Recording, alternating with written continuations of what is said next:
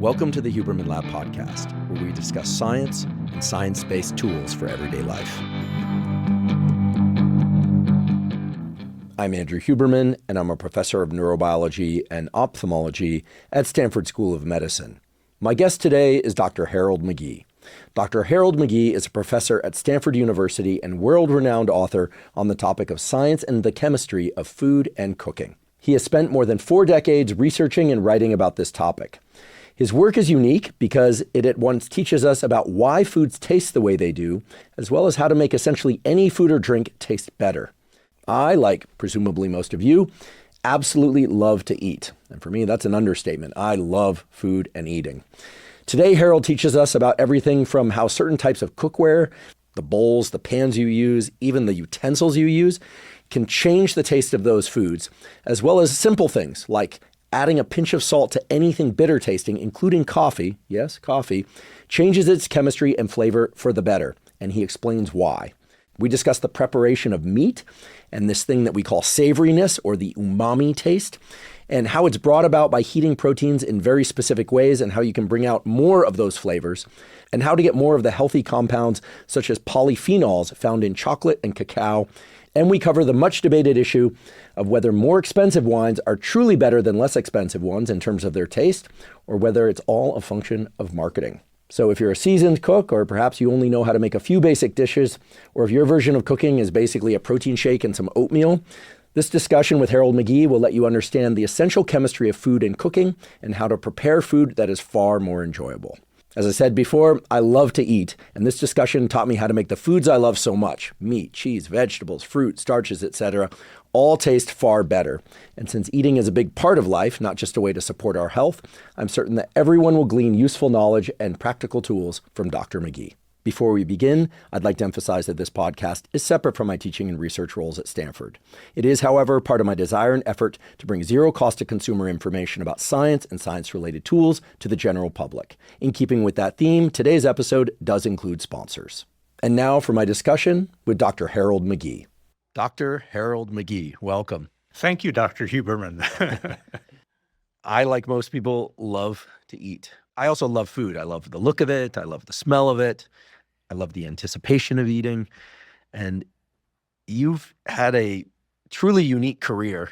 We'll talk a little bit more about your background later, but you've had such a unique career focusing on the chemistry of food, food interactions. And I must say, even just knowing a little bit about your work, you've changed the way that I think about even like the sorts of metals that I might use to prepare my food, because it turns out these things are all impacting one another in not just small ways, but really profound ways that impact our experience of food and taste.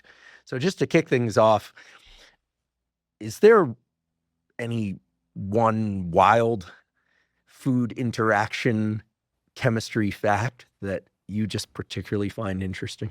When I started writing my book about the chemistry of cooking, I didn't know that much about cooking or about chemistry. I was kind of learning on the fly, which was part of the fun. And I read when I was writing about eggs that if you're going to make a foam of egg whites to make a meringue or a souffle, so you put the egg whites in a bowl and you whisk them until they essentially form a solid from that liquid. A solid consisting of air bubbles trapped in the liquid, and that makes it act like a solid. Amazing kind of transformation. And when I was looking at what cooks had said about this process, they said you should use a copper bowl to do that whipping. And so I looked in the chemistry of eggs literature, of which there was a fair amount actually, for some kind of explanation as to why that might be the case, and couldn't find one. And so I decided, well, it's probably an old cook's tale, somebody who had a copper bowl and used that and thought that was better. And so I didn't think anything more about it until I was preparing my book for publication, looking for cheap illustrations because I couldn't afford good ones. And I found an old engraving of an 18th century French kitchen. And there was a boy acting as though he was whipping something in a bowl, and the bowl kind of looked like our modern copper bowls with a little ring to hang the bowl on the wall. And there was a key that came along with the illustrations, and the key actually said, whipping eggs in a copper bowl to make pastries. So I thought, if the French have been doing it for hundreds of years, maybe there's something to this. Maybe I should actually test it, which was a really important lesson for me. Test everything. I gulped and bought a copper bowl because they're expensive, and did a side-by-side, and the difference was tremendous. Different color, different texture, different consistency in the mouth, totally different experience. And so it was that realization that a cook's, what I thought might be an old cook's tale, could actually have a kernel of scientific chemical truth to it. That to me was a mind-blowing and career-changing experience, because from then on, I didn't take anything for granted. I always had to give it a try. I love it. I recently started drinking water out of a copper reusable bottle, mostly because I needed a water bottle and there was one for sale where I happened to be, and it was copper. And I rather like the taste. There are all sorts of theories about copper being better for us health-wise, et cetera. I haven't explored those to see if they're actually true or if it's nonsense. But I do like the look of it. Is copper used for the preparation of any other foods, specifically in order to extract the best flavor from those foods or liquids? Copper is actually used in jam making, jelly and jam making. And the reason for that is that if you use any other material, you end up messing with actually almost everything in there, because the temperatures are pretty high. They're above the boiling point. But in particular, the sugars. And if you break sucrose down to glucose and fructose, then the behavior of the material changes a lot, not necessarily for the better. And it turns out that copper actually inhibits the breakdown of sucrose into glucose and fructose. And so, again, for generations, French cooks in particular, have used copper bowls to make their preserves. Wow. Copper is used for a variety of things, it sounds like, and people have arrived to this through what sounds like kind of an unconscious genius combined with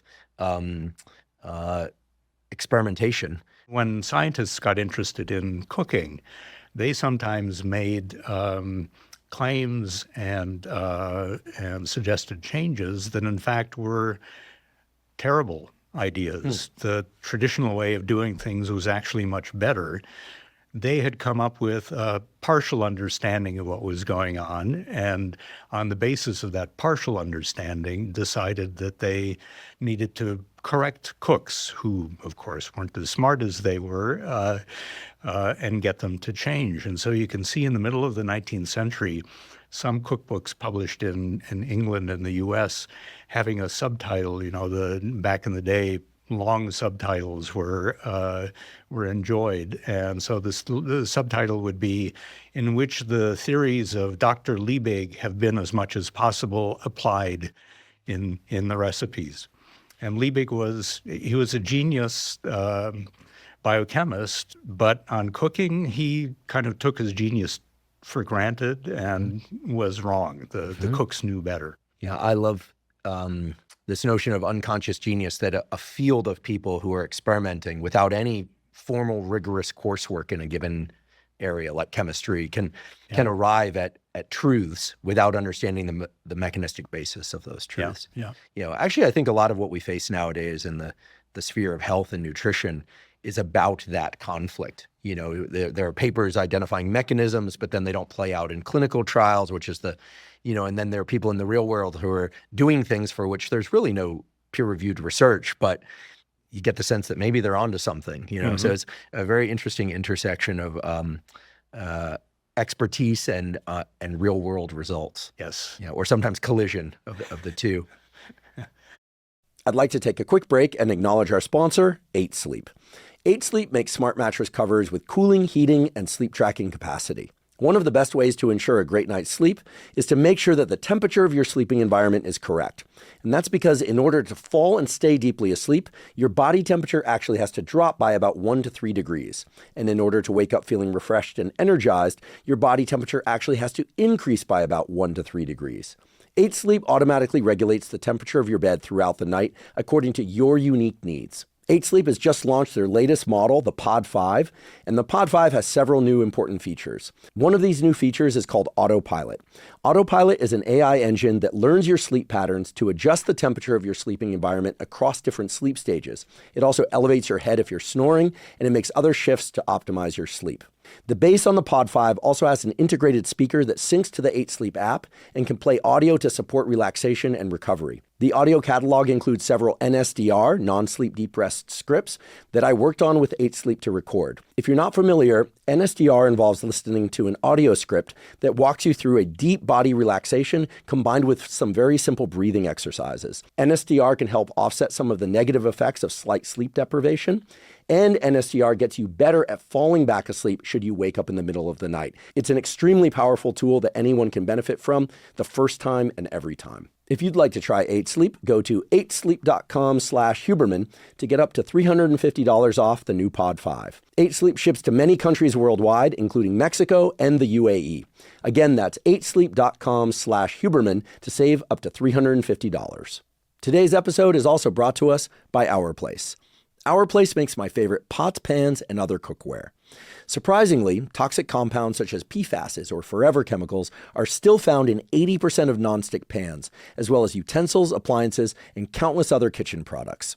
As I've discussed before in this podcast, these PFASs or forever chemicals like Teflon have been linked to major health issues such as hormone disruption, gut microbiome disruption, fertility issues, and many other health problems. So it's really important to try and avoid them. This is why I'm a huge fan of Our Place. Our Place products are made with the highest quality materials and are all completely PFAS and toxin-free. I especially love their Titanium Always Pan Pro. It's the first nonstick pan made with zero chemicals and zero coating. Instead, it uses pure titanium. This means it has no harmful forever chemicals and does not degrade or lose its nonstick effect over time. It's also beautiful to look at. I cook eggs in my Titanium Always Pan Pro almost every morning. The design allows for the eggs to cook perfectly without sticking to the pan. I also cook burgers and steaks in it, and it puts a really nice sear on the meat.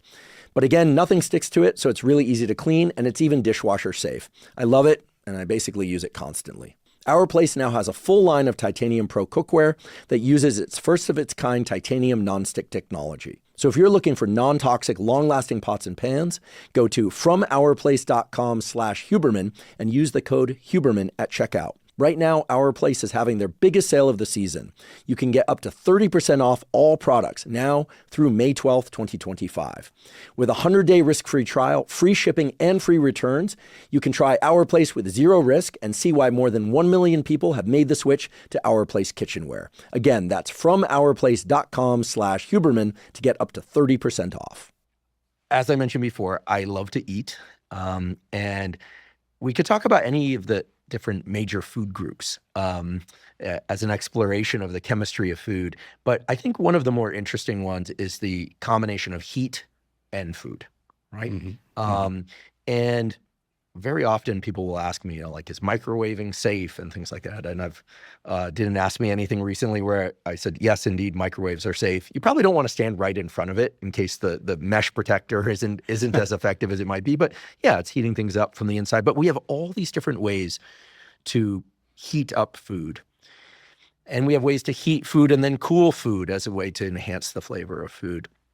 When it comes to the use of heat in food, what do we know about the history of the use of, I imagine it was fire first, but this is a vast topic, but what are some of the interesting ways in which heat interacts with food at the chemical level to allow us to enjoy that food more? Yeah, so in the anthropological literature, of course, the focus is on increasing caloric intake and being able to consume materials that we wouldn't otherwise be able to consume as efficiently. So that's the sort of practical side. But my feeling is that the use of fire wouldn't have caught on if it didn't make foods delicious, more delicious than they'd been in the first place at the same time.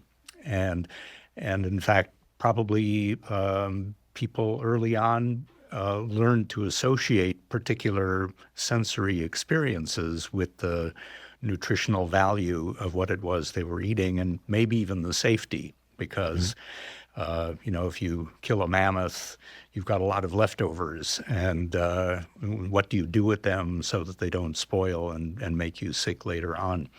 So the terrific thing about the application of heat to foods in general is that heat kind of takes the materials of which the food is made and rearranges them, and in many cases breaks molecules down into smaller molecules that we can actually detect with our senses of taste and smell. So proteins, carbohydrates, fats, that's what we think of as constituting food, but they're all macromolecules. They're way too big for us to experience directly. And so one of the things about cooking that's most important is that cooking will take those macromolecules and break down enough of them to produce small molecules that we can detect with our senses of taste and smell, and enjoy simply for that reason. We have my feeling is that we have our senses for them to be stimulated, and so in many cases, even if the stimulation is borderline pleasurable or maybe even slightly unpleasurable, we still enjoy the fact that we're being stimulated, that something is going on with our senses of taste and smell. And cooking does that in spades. It takes these molecules with no taste or smell and turns them into bouquets of various kinds depending on the original material. Yeah, when I think about a piece of steak, if I were to take a bite of it raw, it would taste very different cold versus room temperature. And then raw steak, which to me is not appetizing, cooked even just a bit, especially if it were seared on the outside, now becomes pretty darn good. Cooked it a little bit more, like medium rare, with a really nice sear on the outside. I think they call it Pittsburgh char. Anyone that likes the outside of the steak really nice and charred, and the inside rare, it's Pittsburgh char, if the chef knows what they're doing, is absolutely delicious. So what's happening there? I mean, you said that heat changes the molecular structure, but what about those changes allow us to taste it more, not just differently? Because as you said, like raw steak is pretty bland. I mean, most of us probably think of that as kind of gross, but it's also kind of bland compared to when it's cooked. What's happening? What's being released into the steak? Yeah. So what happens is that the materials of the tissue, and in the case of meat, it's mostly protein and fat. Those macromolecules, large molecules that are too big for our senses to register, get broken apart, and that's because heat is energy. Energy agitates things.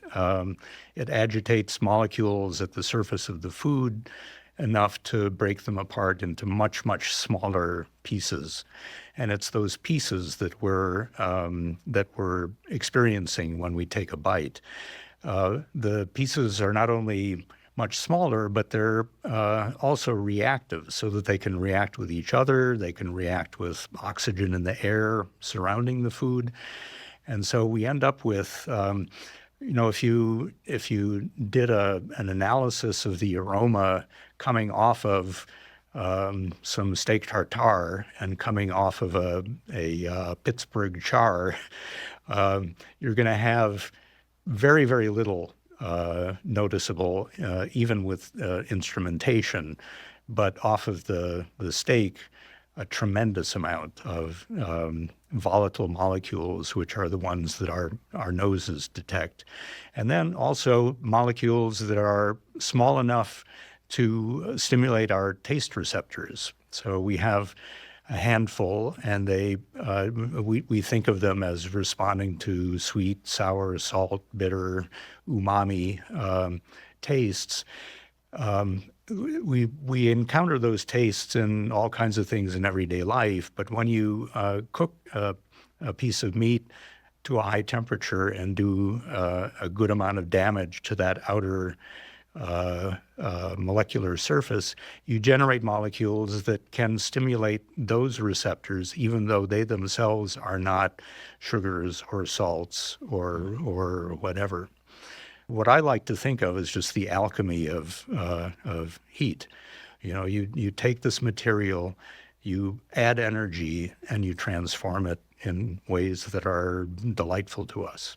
So if I understand correctly, even though the molecules in meat typically wouldn't stimulate the sweet receptor, when you cook steak, it starts to stimulate the sweet receptors because of the change in those molecules. You've reduced their size and you've changed their configuration, depending on which recipe you use. Yes, and you're also generating where once you might have had, these days our enumeration of molecules has gotten so good that who knows exactly how many are in that raw piece of meat. But whatever that number is, it's multiplied many-fold by the application of heat, simply because it's taking those materials, breaking them apart, getting them to react with each other. And the result is just an explosion of sensory information that simply wasn't there before. We have to talk about umami. I mean, not just because the name is fun to say, but this receptor that seems to bind molecules that give us the sensation, at least in part, of savoriness. I mean, to me, few things are as delicious as the braise that comes off of meat in a cast iron pan. Mm-hmm. That I would literally scrape that stuff up onto the spatula and eat it if no one's looking. And anyone that thinks that sounds gross, I mean, it is absolutely delicious. I mean, it is like the pinnacle of like why we eat protein. That's why it feels so darn delicious to me. And the intensity of flavor per unit of whatever that stuff is so high. But then here's the thing. If you were to wait 2 hours and come back and pick up one of those little black, crumbs of braise and put it in your mouth, it kind of like punch you in the mouth. And it tastes like kind of awful, like you were licking the grill of a barbecue from 2 days before. Not good. So what's going on with braise and with umami? And we could talk about a lot of non-meat ways to stimulate umami, but such an interesting aspect of food and taste. Yeah, it is. And something that when I started writing about cooking in the 70s, no one believed it existed except for the Japanese scientists who were living in the country where it was discovered in the first place. That's right. They were the first to molecularly clone the umami receptor, as far as I know. Yeah. And they were also the first to claim that there was a taste sensation that was not sweet, sour, salt, or bitter, which is why they were disbelieved in the West for decades and decades. And when as I say, when I started writing, that was the standard view. Japanese have this weird idea of something, a basic taste, that's just simply not correct. And I went to a couple of meetings in Boston and remembered this being debated among chemists. First, I'll just say that I know exactly what you mean about that flavor of something that you apparently feel guilty about enjoying because you said you would scrape it up when no one was looking. When I was growing up, we have a family of 4 children. My mother would occasionally make an oven-baked chicken, cut up into pieces, and the drippings would drip down to the pan and brown. And after the meal, my siblings and I would line up for a spoonful of the scrapings. Delicious.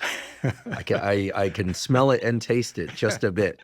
Yeah, anyone that's cringing at that, you have not tasted proper braise from meat. It's assuming you consume animal proteins, it is absolutely delicious. Yeah. I can. It just takes me back. It's Proustian to go back to that. So to make a long story short, the Japanese were shown to be correct by Western standards. They always knew they were correct, but by Western standards, they were proved to be correct when a receptor for glutamate was discovered in the 2000s, early 2000s. So finally, Western scientists were on board. Meanwhile, cooks had been on board for a long time because they're always looking for ways to make their food more delicious. And they'd heard about this. Some went to Japan. They came back. And so umami is a sensation that's a little bit difficult to describe compared to sweet, sour, salt, and bitter. Savory, I think, is the word you use, and that's the sort of the usual nomenclature. When you try to characterize it further, it's a feeling of fullness and length. So the flavor, there's just a lot of it there, and it sticks with you for a while. That's what we mean by length? Yeah. Got it. Yeah. I feel like also it doesn't occur just in my mouth, and I'm not like very nuanced about food. I mean, I love food, but I'm not somebody who can really, I don't consider myself a food connoisseur. I just know what I like and what I don't like. But I feel like the taste of something with a lot of umami flavor actually spreads throughout the body. It's like a whole head experience, maybe even down to the chest. It's not restricted to a location on the tongue or something like that. Later we'll talk about this myth about restricted receptors on the tongue. But one has to wonder if because the umami receptor stimulation is so closely tied to savoriness and protein, and because protein was presumably scarce in evolutionary history, whether or not there's some reward pathways that are like, this is good because people had to work really hard under dangerous conditions often to get umami stimulation. Yes. Yeah, that's right. And I would also say that from at least my reading of the literature, we only know a tiny, tiny bit about what's going on when we smell things and taste things. So we know the initial step, there's a receptor on our tongue that responds to glutamate, which is associated with this sensation. What happens after that? Who knows? And there's also the fact that glutamate is an important molecule in the body for signaling. So who knows what kind of crosstalk there might be between the receptor on the tongue and the rest of the body. And people have also, in the last 10 years or so, discovered taste receptors for all the tastes in our GI tract. Yeah, that is so interesting. And so important too, because maybe that's the sensation that things are that the umami taste is much deeper. Yeah, is that they're in the esophagus and presumably maybe even into the stomach. Yeah. Wild.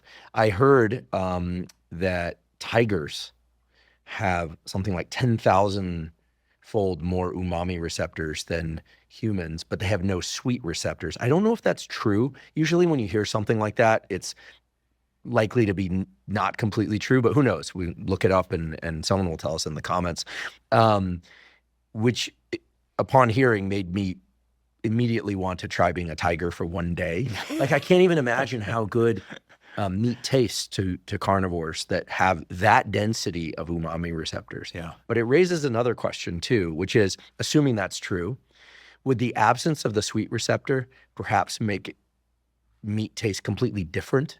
In other words, is there crosstalk between these receptors so that when you eat something that's like this spoonful of braised drippings off the roasted chicken, presumably there's some stimulation of the sweet receptors. If you only had umami receptors, maybe it wouldn't taste good at all. Is the chemistry of food occurring in the mouth, not just in the food itself? Wonderful questions. I don't know where to begin exactly, except to say that when you brown a piece of meat or just cook it to a high temperature so that the outside of the meat changes color, that color change is an indication of a group of reactions called the Maillard reactions, after the guy who actually didn't quite address this, but he got his name associated with it. Anyway, the Maillard reactions are essentially reactions between fragments of proteins and fragments of carbohydrates and fats. And the reaction pathways are really complicated. They still haven't been worked out completely, but they generate a bunch of different classes of products. And among those products are sugars.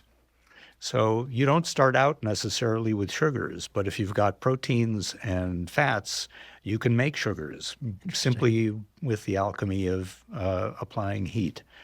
So that's part of what's going on. And I would say that, tigers are missing out because there's an interesting dimension of flavor to meat that has been cooked. There's the chemistry of cooking, and then there's the chemistry of enjoying, of tasting, consuming. And it turns out that that's complicated in its own right, because first of all, we're presenting our sensory apparatus with the most complex materials that they're going to encounter. Nature does not generate this kind of complexity.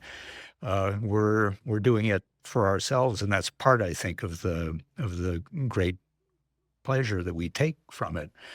But it also turns out that in the mouth, changes can take place. And this was actually first noticed by experts in wine, because they found that when they put a raw grape in their mouth to taste, what's the characteristics of this particular grape and how does that carry over into the wine, what they noticed was that initially there's just the taste of the grape, but then as they sit there, other flavors begin to come. And because they were experts in wine tasting, they were able to figure out which ones they were. And they were, some of them, molecules that you find in the finished wine.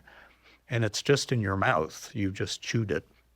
So it turns out that there are in all kinds of foods molecules that are called conjugates. They're kind of business end of the molecule, and then usually attached to a sugar of some kind. And when we put something in our mouth, and we have enzymes in our mouth, those enzymes can go to work on things like conjugates and free up the sugar from the rest of the molecule, and the rest of the molecule can be aromatic. And it's known now that the Maillard reactions generate not only sugars, but conjugates. And so there's just a lot going on. And it's I think one of the best arguments for enjoying your food slowly, because you never know what's going to kind of show up in your mouth after 20 or 30 seconds. And slow down, enjoy every bite, and notice what's happening because it's often a really dynamic experience. We're going to have a hard time convincing many people to slow down their rate of eating. However, if you promise them a richer experience of the food and not just that they're trying to eat less or something, which is the usual reason that people hear they should chew their food, maybe improve digestion as well, they might be incentivized to do it. I should point out, of all the senses, it seems taste and its relationship to food, we have more control over that experience. Like, let me state this differently. If I were to do a podcast on, that simply by looking around the world differently, you could start to actually get new visual perceptual abilities, that'd be pretty exciting. But I'm sorry, but that's not true. It doesn't work. I mean, you could enhance your, some discrimination of certain things if you were trained to look for them, but you're not going to change your visual perceptual abilities. But with taste, it sounds like we have the ability. So when you say slow down, do you mean slow down the chewing, take pauses after bites, all of the above? Yeah, all of the above, because even after you swallow, there are residues in your mouth and at the back of your mouth. And that's what the wine experts noticed, was the change in those residues. So it's not that they chewed on a grape and then kept it in their mouth for a minute. It was just what was left over. So the leftovers can be as delicious as the main course. All right, I'm going to start taking pauses between at least food types. I've sometimes had the experience of eating something particularly delicious. For instance, meat, or fruit, or vegetables. I love all I'm an omnivore, so I love all these things. But I'm so satisfied with what I just ate that I don't want something sweet right away because of the collision that occurs between foods. Am I alone in not liking dessert, but liking dessert foods on their own at a separate time? Or am I just like on a desert island of experience here?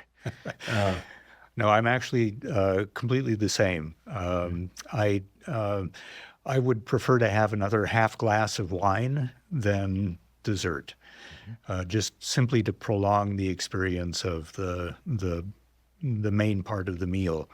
And dessert, sweet things I enjoy, but not after a big meal of other things, savory things. My wife, who's Japanese, says she has a separate mouth and a separate stomach for desserts, and she can go right into it after the main course. But yeah, I prefer not to. I feel like many people eat dinner just to get to dessert.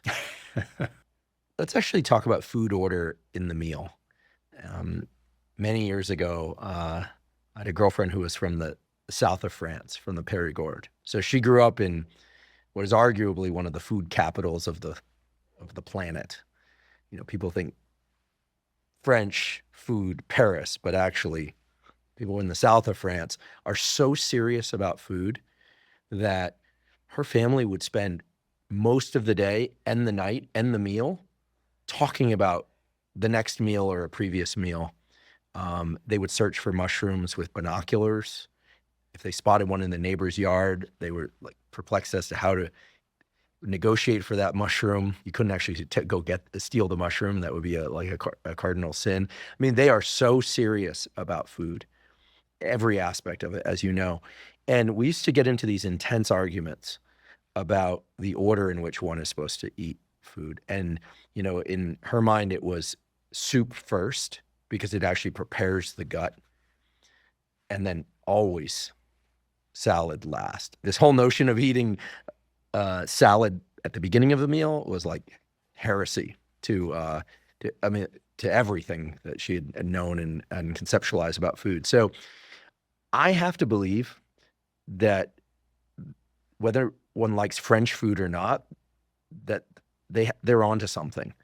That when it comes to digestion, when it comes to being able to really taste the full array of flavors in a food, that we probably should be doing soup first, then an appetizer, then an entree, and then salad last. And if we're not consuming an entire meal of that sort, that salad shouldn't be eaten at the beginning of a meal. Are they right?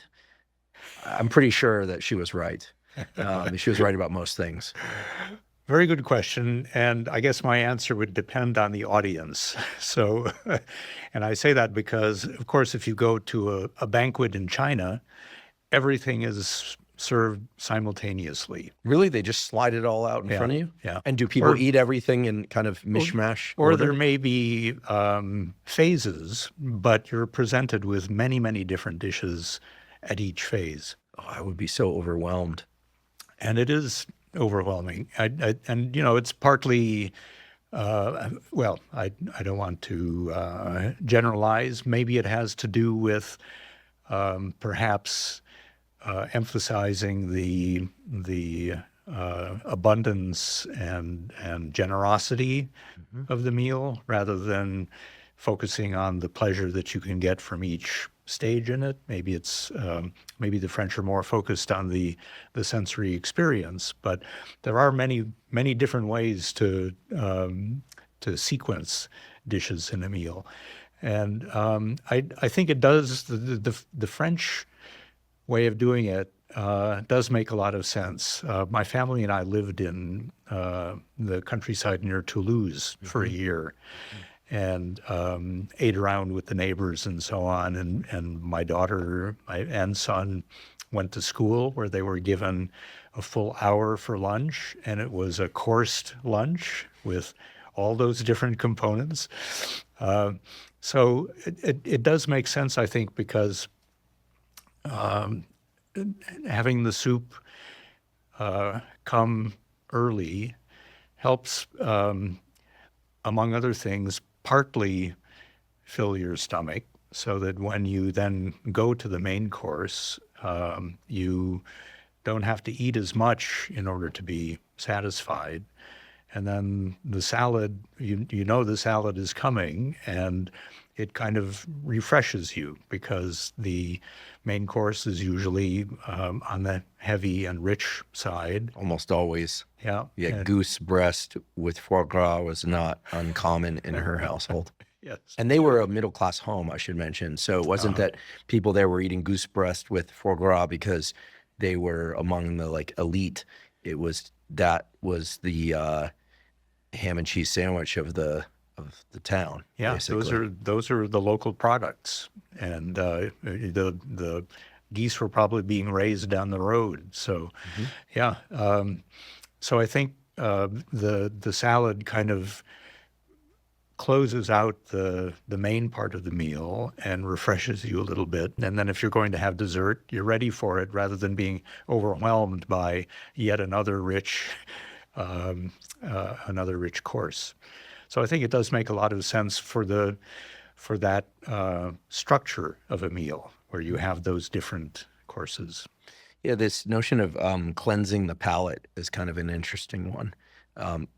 It's been a long time since I've been to a meal where they served a palate cleanser in between dishes. I mean, that's something that I think in the 80s and 90s became a little bit popular in the United States, and my family wasn't serving or attending those sorts of meals, but I've been to a few.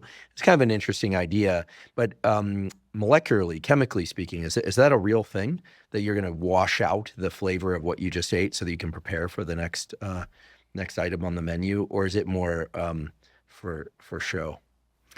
I think it's both. I do think that, if you're, and again, depending on the details, but palate cleansers are usually cold and,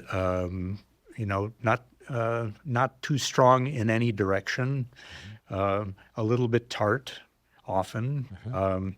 So something cold and tart to break up a meal where you've gone from one kind of rich course and you're about to have another rich course because it's a fancy restaurant. I think that probably does make sense. Yeah.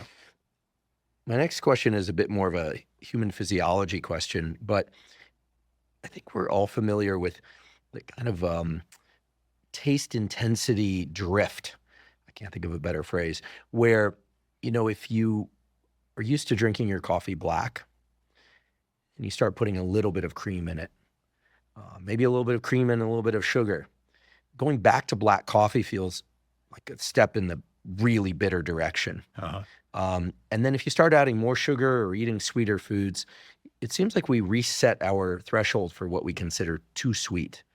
And there are all sorts of health implications, negative health implications around this. But is that a real thing? Are we actually changing our threshold for what we consider bitter or sweet? I ask this because recently I've developed I won't call it an addiction, but a love for cacao beans. And the first time I bit into one of those, I thought, oh, like those are bitter. And now it's one of my favorite parts of my morning where I'm like pop 5 or 6 of those in my mouth and munch on them. And they taste bitter, but they taste so good. And they're kind of barky. They have kind of like a bark taste to them. And I swear I can taste the polyphenols, although that's all cognitive, right? So what I just described is not uncommon for me. What is this whole thing about thresholds for bitterness and sweet? And do they interact? Yeah. So taste is hugely malleable as far as we can tell. And I think this is best documented in the literature trying to find ways to reduce the sodium content of packaged goods. So manufacturers have been saying long after biomedical people were saying we should cut back on our sodium intake, we would be happy to do that in our products, but our consumers don't like our products without the level of salt that we have in them. So people at the Monell Chemical Senses Center in Philadelphia did some pretty systematic studies of this. And what they found was that you can, over time, adjust thresholds and preferences for the basic tastes. They were focusing on salt because that was the issue at hand. But there's no reason to think that that's not the case for everything. That if you become used to a particular level of stimulation, then that becomes your new normal. And anything below or above that is going to stand out for being not quite enough or too much. So I think we're perfectly capable of training ourselves to adjust our preferences. It does take time. So the Monell study, I think, lasted maybe a couple of months. It takes time, but it's certainly doable. I'd like to take a quick break and acknowledge our sponsor, AG1. AG1 is a vitamin mineral probiotic drink that also includes prebiotics and adaptogens. As somebody who's been involved in research science for almost 3 decades and in health and fitness for equally as long, I'm constantly looking for the best tools to improve my mental health, physical health, and performance. I discovered AG1 back in 2012, long before I ever had a podcast, and I've been taking it every day since. I find it improves all aspects of my health, my energy, my focus, and I simply feel much better when I take it. AG1 uses the highest quality ingredients in the right combinations, and they're constantly improving their formulas without increasing the cost. In fact, AG1 just launched their latest formula upgrade. This next-gen formula is based on exciting new research on the effects of probiotics on the gut microbiome, and it now includes several clinically studied probiotic strains shown to support both digestive health and immune system health, as well as to improve bowel regularity and to reduce bloating. Whenever I'm asked if I could take just one supplement, what that supplement would be, I always say AG1. If you'd like to try AG1, you can go to drinkag1.com/Huberman. For a limited time, AG1 is giving away a free 1-month supply of omega-3 fish oil along with a bottle of vitamin D3 plus K2. As I've highlighted before on this podcast, omega-3 fish oil and vitamin D3 K2 have been shown to help with everything from mood and brain health to heart health to healthy hormone status and much more. Again, that's drinkag1.com/Huberman to get a free 1-month supply of omega-3 fish oil plus a bottle of vitamin D3 plus K2 with your subscription. Today's episode is also brought to us by Mateina. Mateina makes loose leaf and ready-to-drink yerba mate. I've often discussed yerba mate's benefits, such as regulating blood sugar, its high antioxidant content, and the ways that it can improve digestion. It also may have possible neuroprotective effects. It's for those reasons, and the fact that yerba mate provides, in my opinion, the most even and steady rise in energy and focus with no crash, that yerba mate has long been my preferred source of caffeine. I also drink yerba mate because I love the taste. And while there are a lot of different yerba mate drinks out there, my absolute favorite is Mateina. I'm excited to share that Mateina has recently launched a series of new flavors of their cold brew all zero sugar yerba mate. There's a raspberry flavor, there's a mango flavor, there's a mint flavor, there's a lemon flavor, and a peach flavor, and they are absolutely incredible. If I had to pick one that's my absolute favorite, it would probably be the mango or the raspberry, but frankly, I cannot pick just one, and I end up having basically one of each every single day. Again, all of these flavors are made with the highest quality ingredients, all organic, and again, all zero sugar. If you'd like to try Mateina, you can go to drinkmateina.com/Huberman. Again, that's drinkmateina.com/Huberman. I stopped eating quote unquote junk food a long time ago, and I've totally lost interest.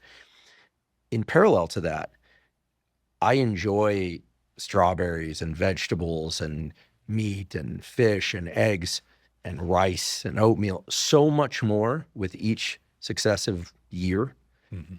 And I think it's in part because of this reshaping of what one considers flavorful. But I also feel like my experience of food is getting richer and richer as opposed to worse and worse. So it's kind of interesting and kind of counterintuitive. Do we have any evidence that if you eat foods closer to their, let's just say in their unadulterated form, that you get more out of the taste experience than if you are combining lots and lots of flavors, which is essentially what processed foods are? Yeah, I can't point to chapter and verse in the literature on this, but I think it just makes common sense that if you're going to start with strawberries and then add a bunch of other things, vanilla extract and sugars and who knows what else, in order to essentially, as processed foods try to do, just kind of wow your mouth with an overwhelming sensation that you then want to repeat, rather than slowing down and enjoying the nuances. The natural world gives us these amazing ingredients like strawberries and blueberries and oats and so on. And then to take those amazing ingredients, which you can kind of savor for a minute at a time and really enjoy, to take those ingredients and make them ingredients rather than things in themselves, and combine them with lots of other things for the purpose of stimulation rather than the purpose of appreciating and enjoying those individual components, then you're kind of giving up, I would say, most of the pleasure of eating. You're just fueling yourself with stuff that is going to give you an immediate hit of flavor and then be gone. And what was in that food is opaque. It may have been strawberries once upon a time, but it's now been masked by all these other things. And meanwhile, one of the miracles of living on this planet is strawberries and the just vast range of materials that plants have gone to the trouble of preparing for the sake of pleasing us. And so to hand that responsibility or that activity over to manufacturers who are just looking to make things as cheaply and quickly as possible, I think is a mistake. Do you drink coffee? I do. How do you prepare your coffee? I grind the beans and... Fresh every time? Yeah. Is that important to the taste? It can be. I mean, it depends on where you get your beans from, but and how long they last. But I I think so. Yeah. So you'll mill the beans each time, Yeah. and then Yeah. you use a drip filter, a machine, a French press. A drip filter. Yeah. Yeah. We have this colleague of ours at Stanford, the Adler, who built the AeroPress, which I've used for years, long before they were involved with the podcast. I remember seeing him throwing the Aerobee frisbee. So he's an inventor, right? And Yeah. I think that the AeroPress is an interesting idea because it sort of combines French press and filter drip, right? It's kind of a, but yeah, there are actually really interesting data that coffee has some, perhaps it seems, some powerful health promoting effects, but it depends on how you brew it. So how are you brewing it? Not that I'm going to get you to change the way you do anything with food or drink. So I go back and forth between a metal filter and a paper filter. And yeah, I lived near the park where Alan Adler would fly his Aerobees, and so I visited with him and chatted about the AeroPress, and I like the idea a lot, and it seems to me you can control the flavor with it much more than you can with a drip system, simply because when it drips, but you can hold it in the AeroPress as long as you want. The temperature of water is so critical with coffee. Do you take it to a boil or no? I know people might think, gosh, they're really getting down into the weeds, but the flavor of coffee is completely different if you take the water to a boil versus just get it near boil or cut off the heat a moment after it starts to boil. Completely different beverage, in my opinion. Yeah. And I actually prefer coffee, drip coffee with water right off the boil. So I've tried all the different stages, and that's just my preference. It's the important thing, though, is to know that the temperature does make a difference, and the pleasure you get from it is going to vary depending on the temperature of the water that you use. So it's worth knowing that and then playing around and seeing what you like best. So that's the experience side of it. Chemically, and what's happening. I mean, when you brew coffee, I mean, what are some of the interesting coffee chemistry factoids? I'm obsessed with this stuff, as you can tell. Yes. Well, so first of all, there's the grind size makes a huge difference because what you're essentially doing is extracting extractable materials from the solids. And a typical cup of coffee, you're extracting maybe 20% of the weight of the original weight of the coffee. So it's not that much, except that it's all the good stuff. And in fact, the longer you extract, the more you extract, the larger the molecules you're able to remove. And those larger molecules are the ones that tend to be tannic and astringent and Really? bitter. Yes. The longer you let the beans or the ground beans be exposed to the hot water, the more large molecules you pull off. The large molecules are the ones that give it that kind of punch you back in the mouth. Yeah. Feeling the tannic. Yeah. It's interesting. And bitter. In fact, it's kind of a fun experiment. If you love coffee and you're interested in this kind of thing, what you can do is make set up a filter with coffee in it and line up 4 or 5 different cups, and then pour the water in, and then every 30 seconds or so move it from cup to cup.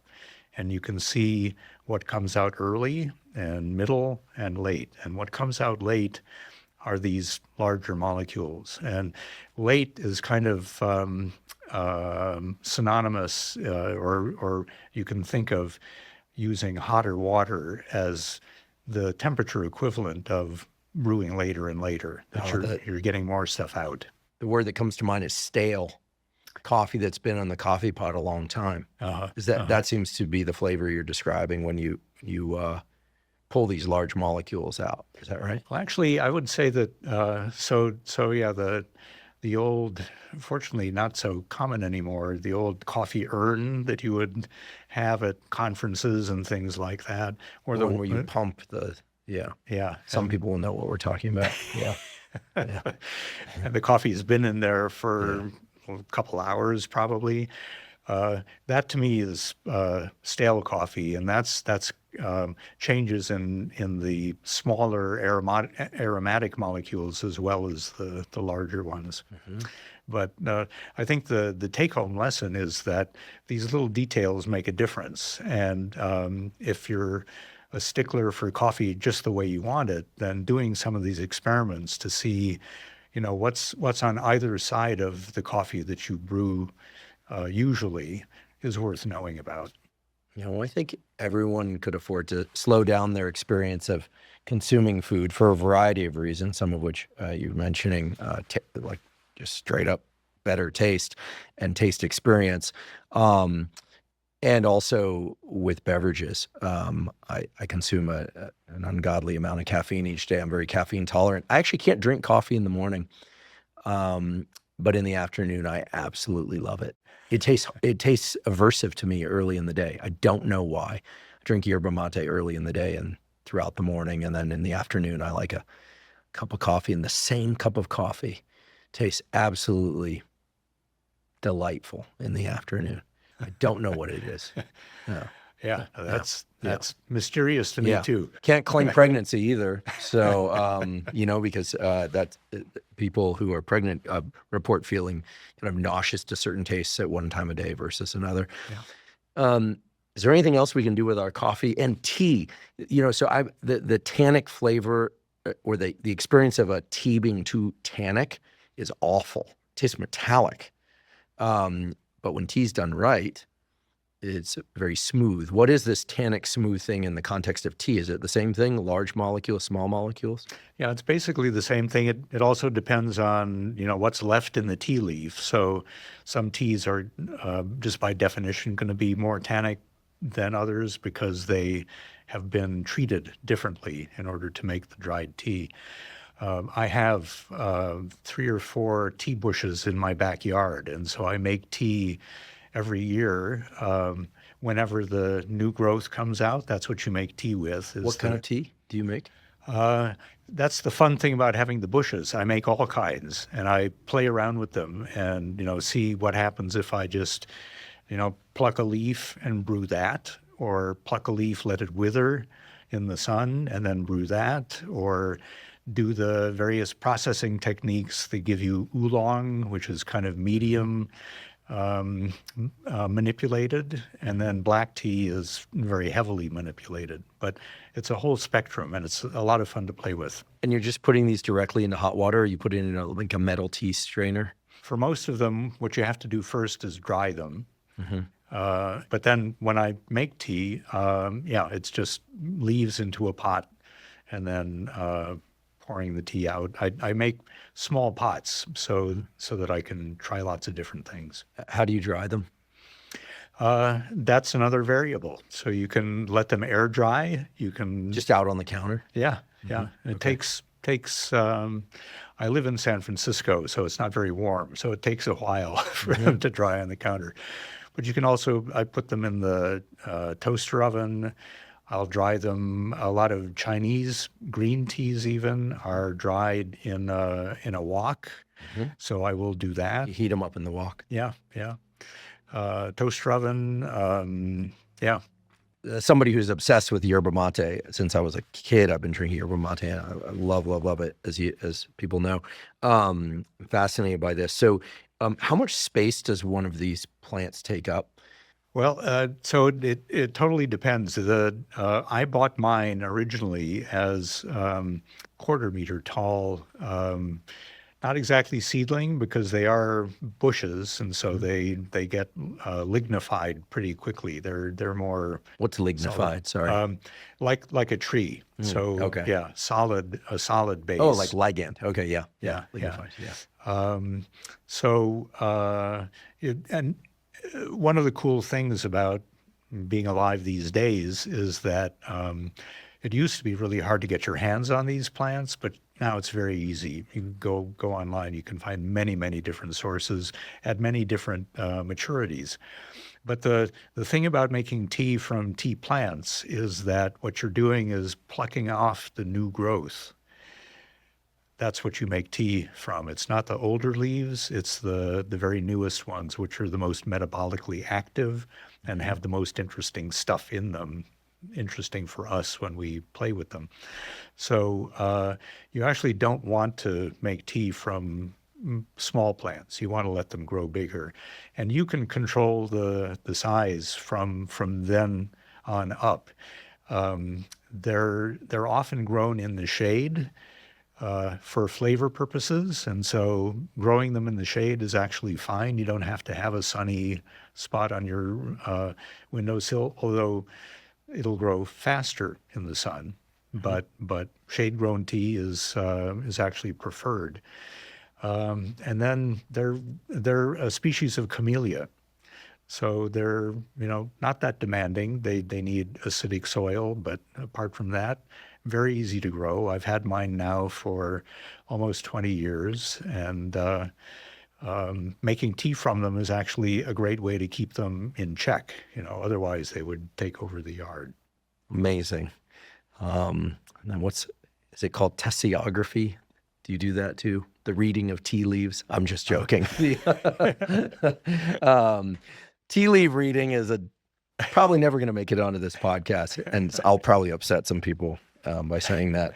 I'm not convinced that reading tea leaves is indicative of much. Yeah. Okay. I'm glad we're in agreement about that. As long as we're exploring whether long-standing lore within kitchens is reflective of some real chemistry, as was the case with umami, or the French with eating salads last. There's this idea that you shouldn't have tea at the end of a meal. Is that true? Or is it like that it somehow hardens the food in your stomach? Or is this just complete nonsense? Sounds to me in the direction of complete nonsense. Great, because I like tea at the end of a meal. I like chamomile tea after a meal. Well, and herbal teas especially, because I could make a just so story about the phenolic compounds in tea cross-linking things in your stomach or something like that, because polyphenols do that, but I can't imagine that it makes a difference. So polyphenols cross-link proteins? Yeah. For those who aren't familiar, cross-linking proteins is a way of changing their configuration and generally makes them more rigid. In laboratories, when we use fixative like formaldehyde or paraformaldehyde, you're taking a tissue, usually a slice of brain tissue, which is very floppy, and you need to be less floppy so you can work with it. And so you put it into paraformaldehyde or formaldehyde or glutaraldehyde. All these things create what are called Schiff bases. Do I have that right? Yeah. Okay. I'm remembering my chemistry. And they cross-link the proteins so that then you can pick that thing up like it's a very thin slab. I would not want to do that to the food in my gut. Right. But nowadays we hear that polyphenols are like the greatest thing. So what's the deal with polyphenols? Should we consume them separately from proteins? Yeah, no, I don't think so, because the thing about polyphenols, the reason that they do this cross-linking is the fact that they're reactive. And what that means is you put them in with almost anything else and they're going to get bound. And then you're going to swallow them and they're going to, make it down to your lower GI tract. And then there they may be, freed up because whatever they're bound to gets to be digested and so on. But there it's not a bad thing necessarily. In fact, it's probably a good thing.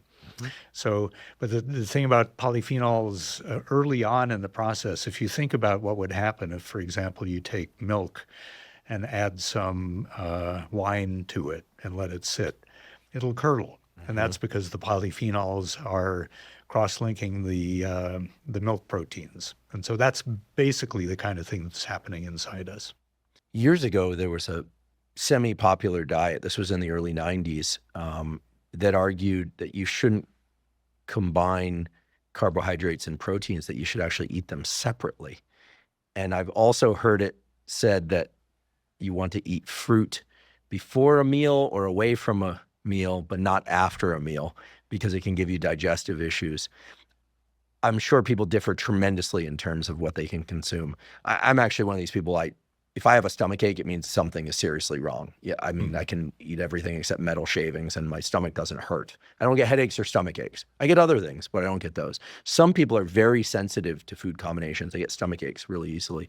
So regardless of one's sensitivity to different foods, are there certain foods that it would make sense to keep them separate if you have digestive issues, or, bloating or just like gurgling stomach, this kind of thing, or worse?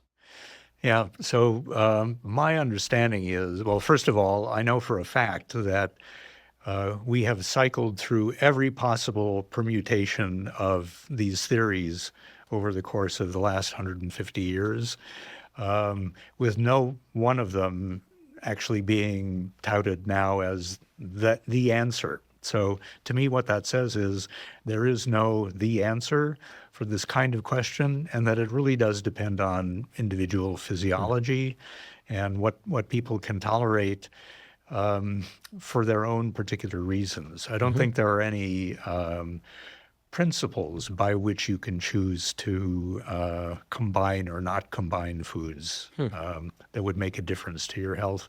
Also, it's, we're eating so many different things so many times a day that I think would be really hard to kind of tease out any particular relationships like this. And even if they do exist, they probably exist only for subpopulations and not for the world at large.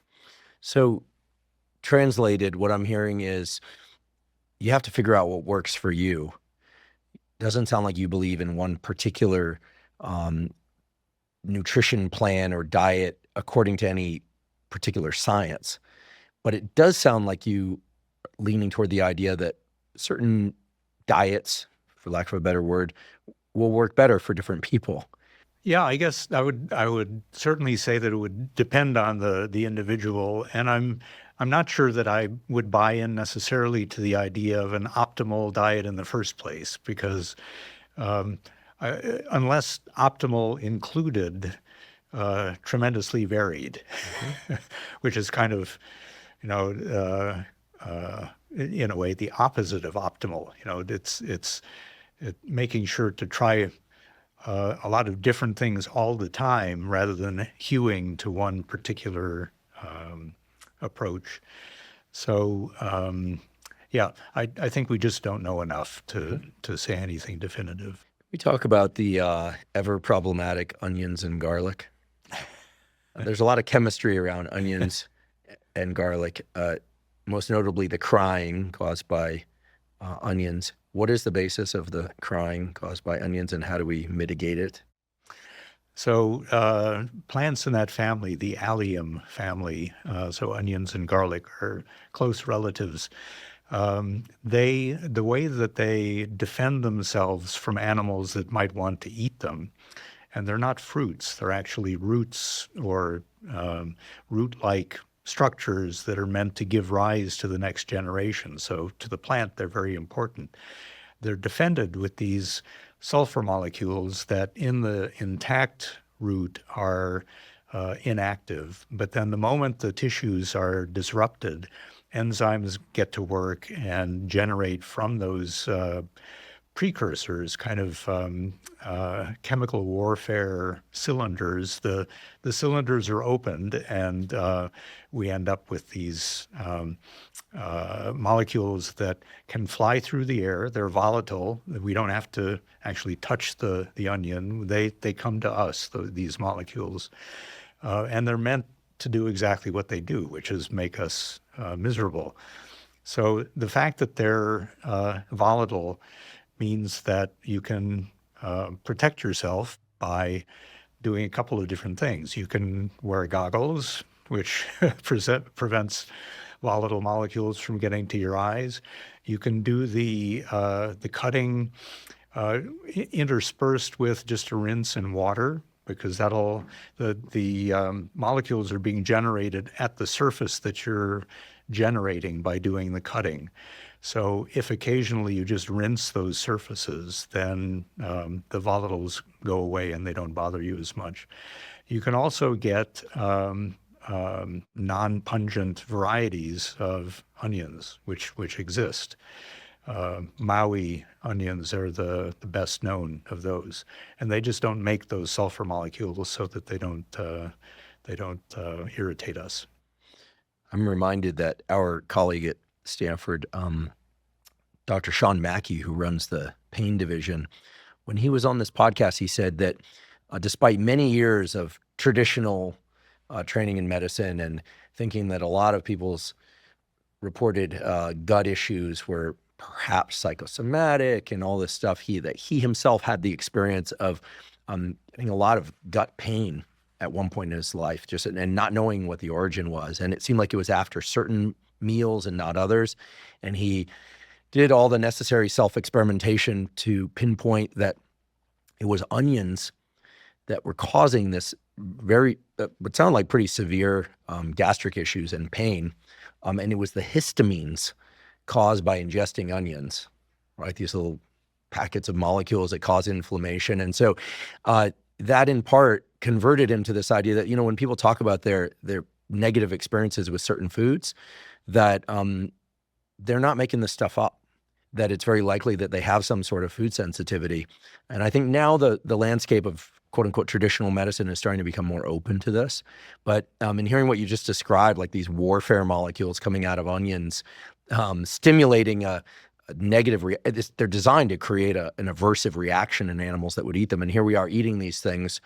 And then the idea that it would be bad for certain people at first seemed like shocking to the standard medical community. But now one of the leading experts in the world of pain medicine is like, hey, listen, histamines from onions are a problem for people with gut issues.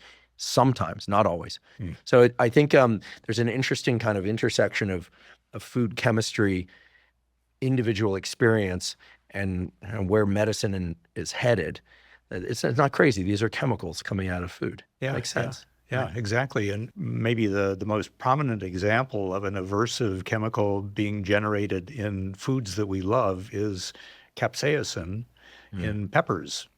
So hot peppers, the ones that are spicy because they contain a particular molecule that is designed to be aversive to animals so that animals won't chew up those fruits before the seeds can be dispersed. And interestingly, the animals that the plant depends on for dispersal are birds, and birds don't respond to capsaicin. They don't have the... Really? Yeah. So this is a molecule that's designed specifically for mammals like us to get us to leave those fruits alone. And some people can handle tremendously noxious, shall we say, levels of capsaicin, and other people are very, very sensitive and can't handle hardly any. So, yeah, it's all part of this this larger picture of the world giving us these materials to feed ourselves, and our working out our negotiations with those materials so that we can enjoy them and be nourished by them. I want to explore spiciness a bit more in a moment, but are there any data that there are genetic differences among people in terms of the density of, I think the capsaicin receptor is a substance P receptor or something like that, or sweet receptors or umami receptors that would perhaps not predict, but partially explain why some people are really averse to spice, other people pursue spice, and why some foods perhaps just like don't taste good to certain people or even give them gut issues or this sort of thing. So the best studied aspect of this is taste rather than smell. Smell is difficult because there are so many different receptors and thousands of smells, but taste is a relatively confined subject. And there are what are called supertasters. And this has to do eventually, I'm sure, with genetics, but the way this category of people was first defined was by simply counting taste buds on the tongue.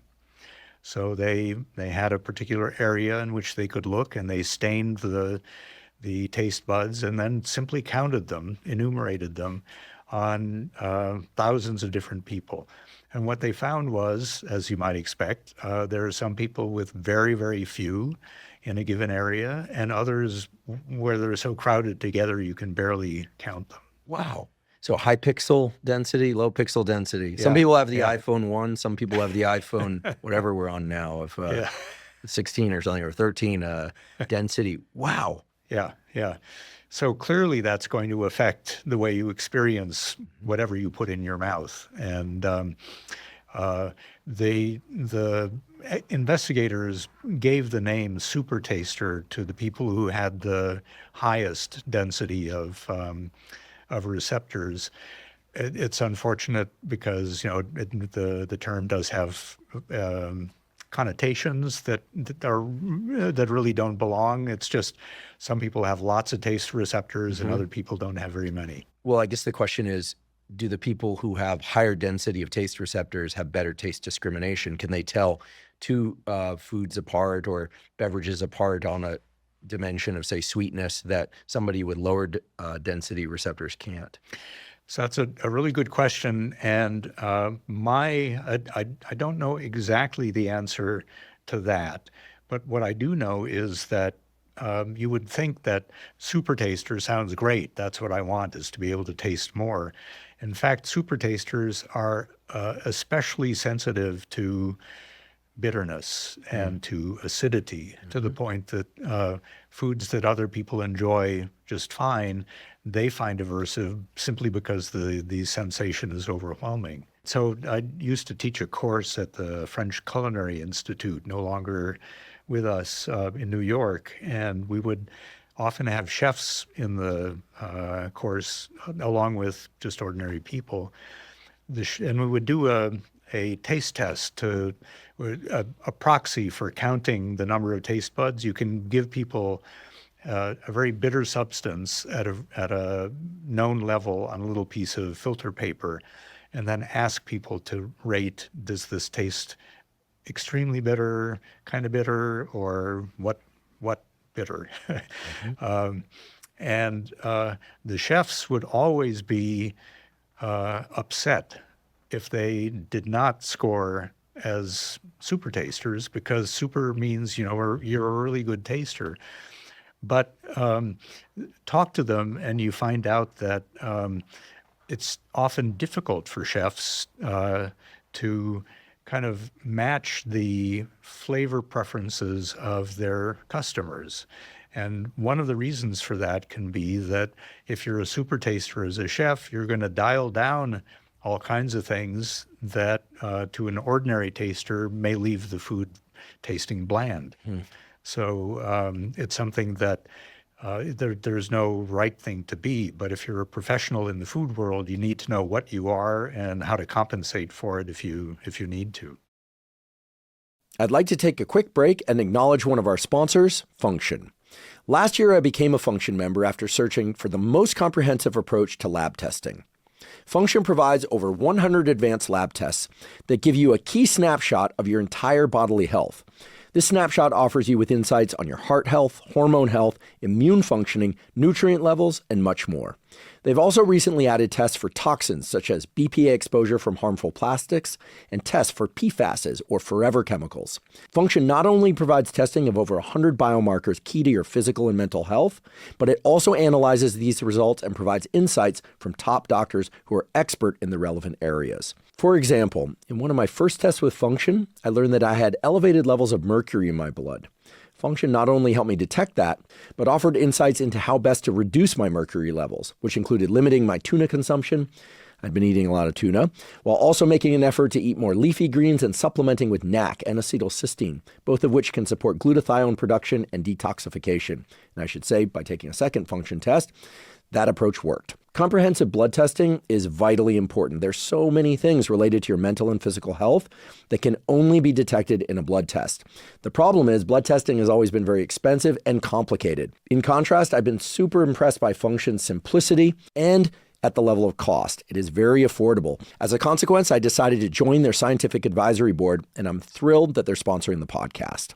If you'd like to try Function, you can go to functionhealth.com/Huberman.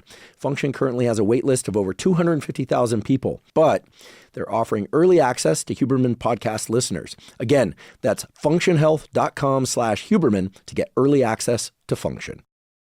Do you salt your fruit? A few years ago, there was this trend of salting fruit. Remember that? I tried it. I love fruit. I love salt. Wasn't such a fan of salting fruit, but I don't want to dismiss it right off the bat. Does it do anything interesting to fruit in a way that should have me return to that? Yeah, no, I think it's a completely individual thing. My grandmother would salt her grapefruit. Oh, yeah.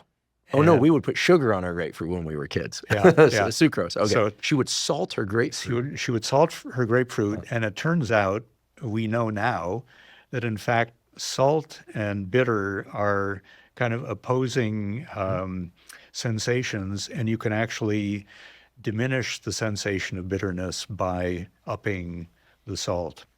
So she was making it less bitter without adding sugar, which to her was important. She used, the artificial sweetener of the day in her tea in the morning. That's interesting. I know people who put a tiny, tiny bit of salt in their coffee to, according to them, take the edge off, meaning to take the bitterness out. It makes sense. Yeah. Based on the chemistry, this push-pull of bitter and salty taste. Yeah. Pretty much everything in the nervous system is push-pull. Yeah, and that goes, by the way, for things like beer. Some people will add a pinch of salt to their beer. The only place in the world where I enjoy beer is in Munich, where they serve beer. Well, maybe it's the schnitzel it's nearby. I love that stuff. But they'll come around with a heater, and they'll heat your beer so that it's room temperature. And it completely changes the taste. The bubbles are small in those beers. They taste, to me, just a little bit sweeter. And I asked them about this, and the idea that you would drink a cold beer to them was like, what are you talking about? I mean, you might as well tell an American that they should have their apple pie with spaghetti on top or something. It's crazy. Let's talk about alcohol. Even though I'm not a drinker, I know people enjoy a little bit of wine or spirits or beer, and I suppose as long as people aren't alcoholics and they're of age, small amounts of consumption are probably okay. Zero is better, but so let's talk about wine and beer. What's the brief history on this? When did people start fermenting fruit and hops, and this whole business of creating poison to ingest because it tastes good and gets them a little bit inebriated? What is this? So this is actually an area where we're learning more every year, because people are, especially archaeological sites, are pushing dates back and so on, and finding evidence for this kind of thing. The ability to detect residues in pots is just amazing these days. But my guess is, and it's been argued, that we have been enjoying alcohol since before we were Homo sapiens. Really? Yes. That primates, in fact, when you observe them, will go after fermenting fruit and enjoy it, and seek out and pick those fruits and not others. And I bet it's not a literature I keep up with, but I bet that there are some behavioral studies as well to suggest whether or not the ingestion of the fruit is actually having an effect on their coordination, for example. I bet there are studies like that. So we've been enjoying alcohol before we were Homo sapiens. And in the archaeological record, The dates have been pushed back now to the very beginnings of agriculture, and in many different places. So China, the Middle East, it's just an attractive possibility, which probably did simply start with, collecting a bunch of fruit, not getting around to eating it right away, and, it beginning to smell interesting, and you try it, and it does things. Humans daring other humans to try things. Which I think is also, by the way, how chocolate was discovered, or the possibilities for chocolate. So cacao beans are the seeds in a fruit. And the current thinking is that the fruits were gathered for the fruit, and the seeds, which are large, were simply thrown in a pile near the fire. And there were enough residues of the fruit on the seeds for those residues to ferment. And that's the first step in making chocolate. So with respect to alcohol, alcohol is, as you mentioned, a long history. I've heard it said that despite so much fascination and money spent on different wines, depending on the make and the label and the year in particular, and how the grapes were that year, depending on how the weather was that year and the soil, and so much goes into this. It's a huge industry.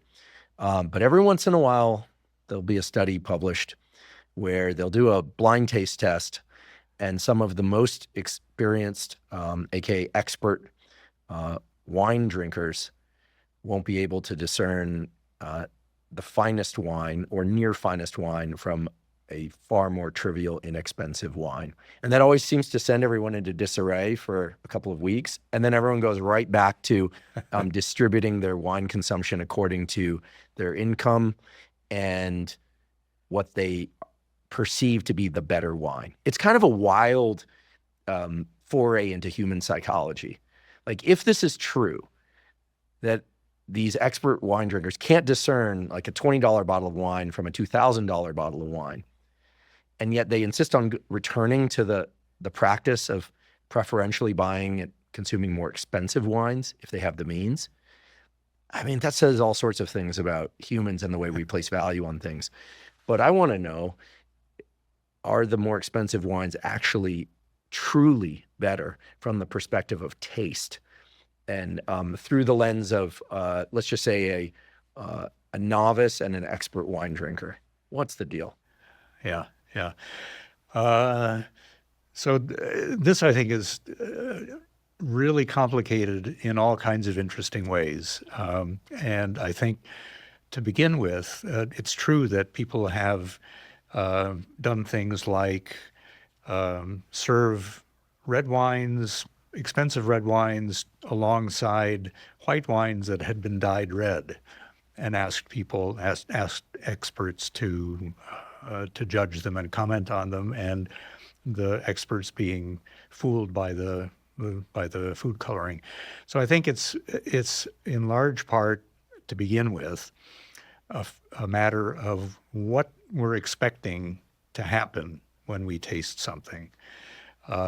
And if we have expectations, then those expectations are going to influence our perception.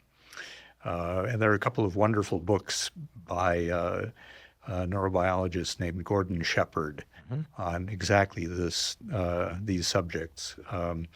So it's a complicated loop. We have expectations. We taste something. The expectations play into what we think we experience, and our conclusions from that experience, which is no knock on the wines.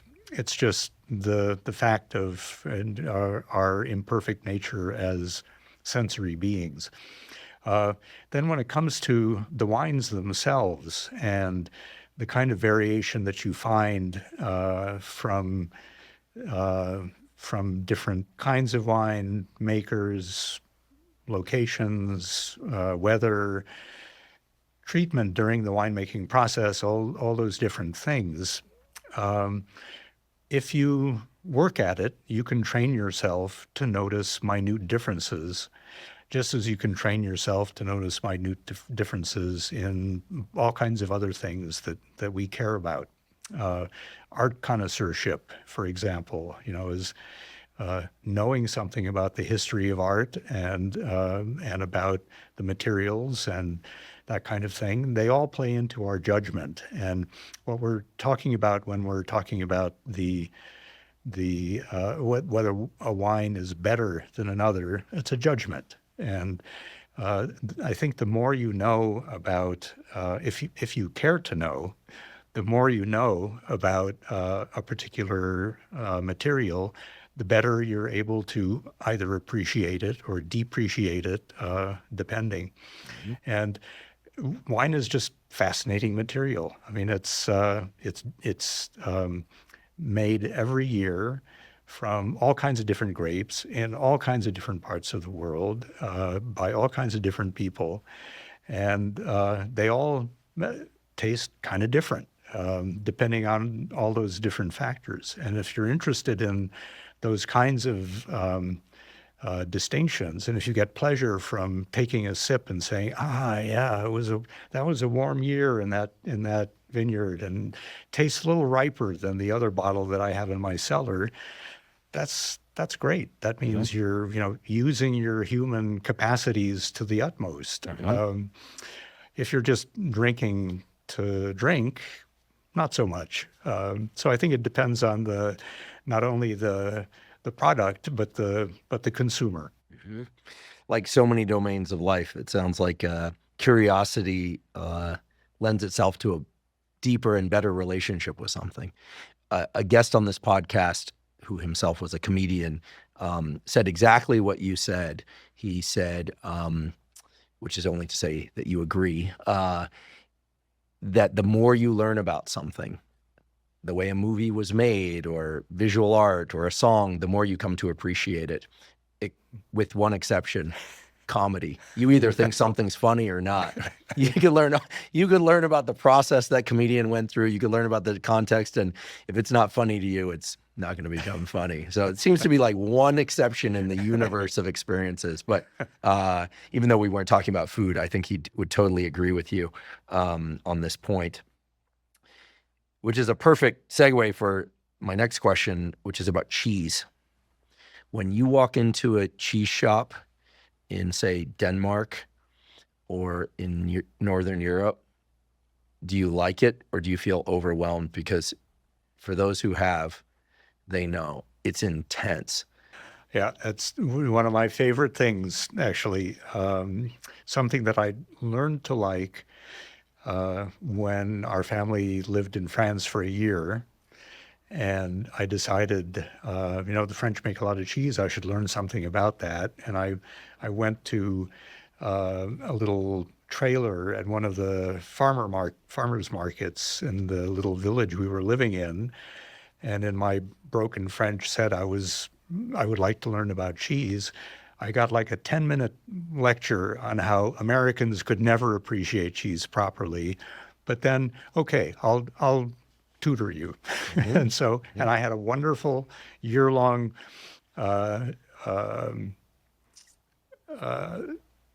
just every week a session with this cheesemaker who was bringing, she herself did not make most of the cheeses she sold, but she would sell what was proper seasonally for that place. Anyway, I learned a tremendous amount, fell in love with the diversity, starting with basically the same material, maybe 2 or 3 different animals, kinds of milks, but starting with the same bland material and ending up with this tremendous range of flavors is, I think, a tribute to human ingenuity to be able to come up with that kind of diversity. How long has cheese been made and consumed by humans? Since apparently very early in the domestication of animals, maybe even before animals were fully domesticated. So again, we're talking 7,000, 8,000 years ago. In the case of dairy products, that's pretty much in the Central Asian area. Can we talk about the chemistry of cheese and fermentation? Sure. Yeah. First, a question about a specific cheese. If one looks online, which is always a dangerous thing to do, if you're in search of real information, you have to be very discerning. There's this idea that certain cheeses, in particular Parmesan cheeses, are so rich with the amino acid tyrosine that they create, because tyrosine is the amino acid precursor to dopamine, that they create a mild high of sorts. Now, this, of course, could also be that people just really enjoy the taste, or both.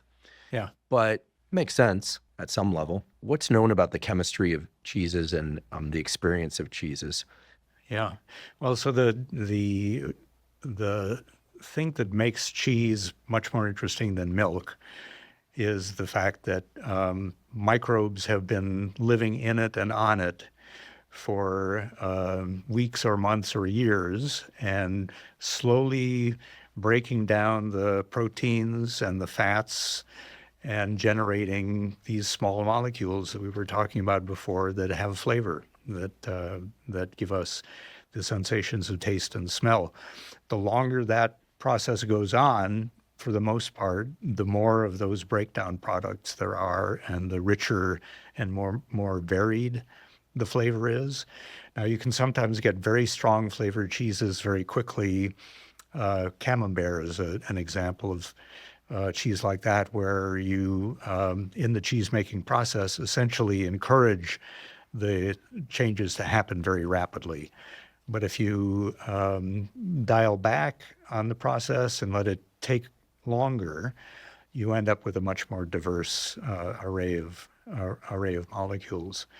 And in the case of Parmesan and those crystals that you end up with in cheeses that are 2-3 years old, which are crunchy and kind of they're the sign of authenticity. That this cheese is actually that old, and it's worth paying double the price that you would pay for a young version.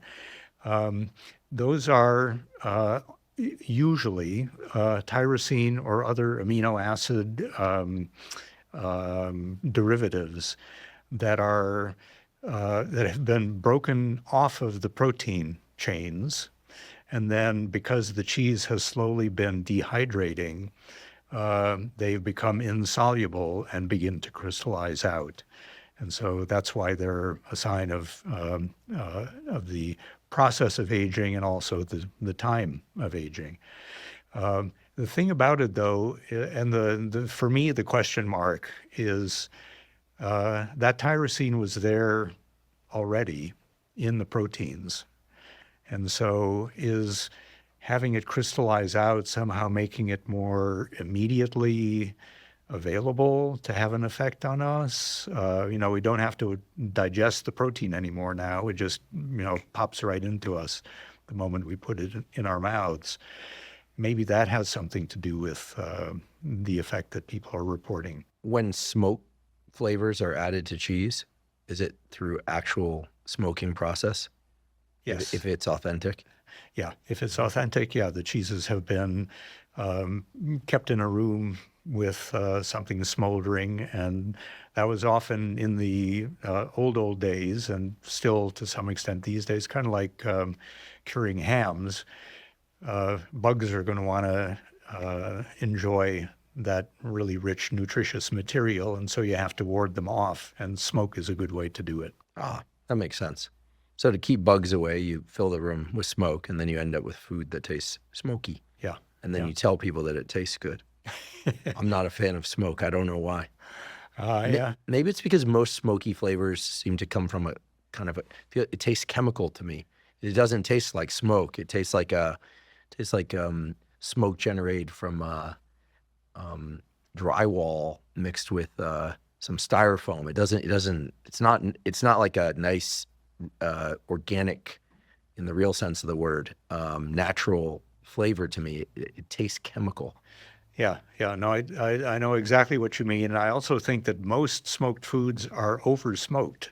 Mm. That ends up being the only flavor that the food has, and instead of being a kind of in the background flavor. So And what about in bourbons and things like that? When people get really excited about a smoky bourbon, is that why would you do that? Because I can't imagine that the bugs we're going to get into. Well, bugs like ferment, right? Is that right? yeah, yeah. Actually, one great way to attract bugs to your picnic is to have vinegar there. They love Yes. the smell of vinegar. Yeah. Yeah. So in the case of barrels for distilled beverages, that's as far as I can tell, just a completely cultural thing. That in order to make barrels, you have to heat them in order to make the wood pliable. Mm-hmm. And probably someone in the process of making barrels discovered that if it burns out of control for a few seconds, that may be not such a bad thing 10 years down the line. So it's certainly not essential to the flavor of alcohols. And a lot, for example, whiskeys may be marketed as having been aged in used sherry casks. So you don't get the toasting that you get if you're making fresh barrels. Mm-hmm. So I think it's a matter of taste and also just the skill with which that flavor has been incorporated into whatever the food or drink is. On the topic of fermentation, our colleague, I seem to be mentioning a lot of our colleagues, but we've got a lot of spectacular colleagues at Stanford, Justin Sonnenberg, and to be fair, his wife, Erica, has also contributed critically to this work, have made discoveries essentially that consuming low sugar fermented foods on a daily basis can lower inflammation, markers of inflammation, even more so than increasing one's fiber intake, which is itself interesting. What have you learned about fermentation, chemistry, fermentation as a human practice? For health benefit, sure, for taste, but just as a thing, fermentation's a pretty wild thing that we would do this. Yeah. Well, so my sense is that it began. We were talking earlier about alcohol. Began with just observation. You have fruits that are overripe and they're sitting on the forest floor, and they sit long enough, and they begin to smell different and look different and fizz and all kinds of things, and that's interesting. So my sense is that fermentation has been discovered essentially by every population on the Earth, including the Arctic, where you think it might take a while for things to go on. But in fact, products that are translated into English as stinkfish are among the most prized of the foods in the Inuit regions of the pole. How do they prepare this stinkfish? Essentially by letting it sit. So that's one of the appeals of fermentation, is you don't have to do a whole lot. You just catch the food, whatever it is, and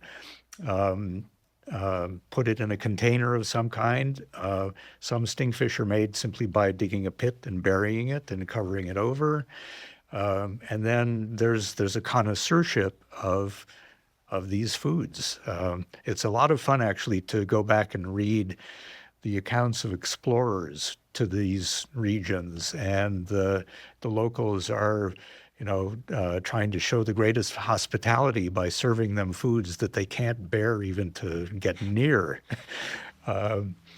Salmon eggs, another example, highly prized, but after they'd been fermented. So this is caviar. Yeah. Caviar. One of the most expensive foods on the planet. Exactly.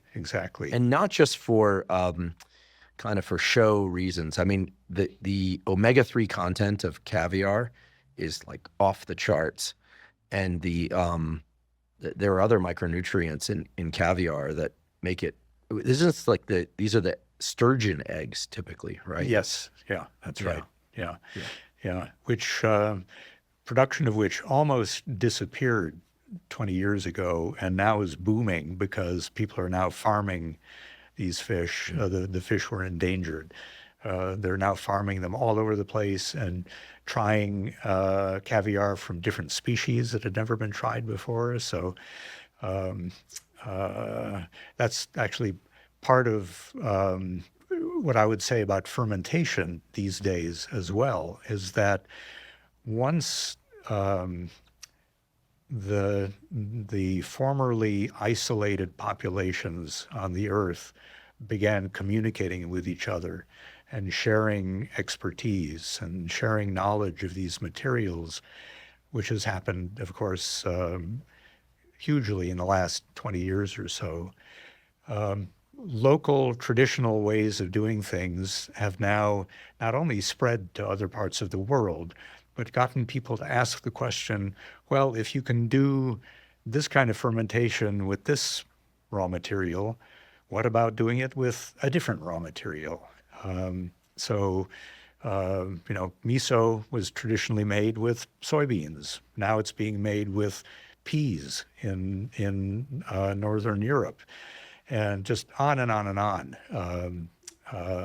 which I think is both tremendously difficult to keep up with, but also tremendously exciting, because it means that we're now seeing how traditional food materials can be transformed by the action of microbes that we kind of know about, but only know about in very specific contexts.